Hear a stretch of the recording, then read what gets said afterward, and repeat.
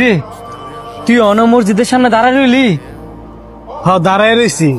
তুই আমার বন্ধু না কেরে? আমি হিন্দু দীক্ষা তখন মসজিদের সামনে দাঁড়ানো কি নিষেধ নাকি? না না, নিষেধ হইব কে লিগা? তুই যদি ফাঁক থাকস তাহলে তো মসজিদের ভিতরে যাইতে পারবি। বন্ধু, আমি না একটা জিনিস লক্ষ্য করলাম, তখন মুসলমান ধর্মের মধ্যে আর আমাকে হিন্দু ধর্মের মধ্যে একটা পার্থক্য আছে। আর ওটা পার্থক্য তো থাকবোই, তগ ধর্ম আলাদা আমগো ধর্ম আলাদা।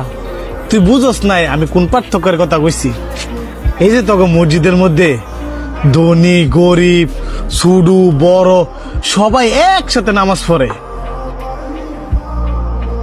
আমরা সবাই একসাথে নামাজ পড়ি, তোরা হিন্দুরা তো সবাই একসাথে পূজা দেস।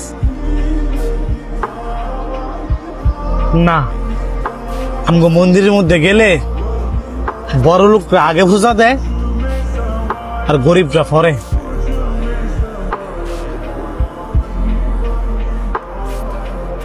ওইসে লহে দিকে ঘুরতাম যাই, এক লগে চা খামনে।